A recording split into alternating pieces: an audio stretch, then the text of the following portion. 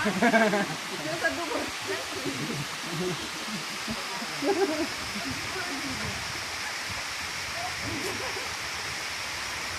Что, выходите туда? Ну, если подписывать, то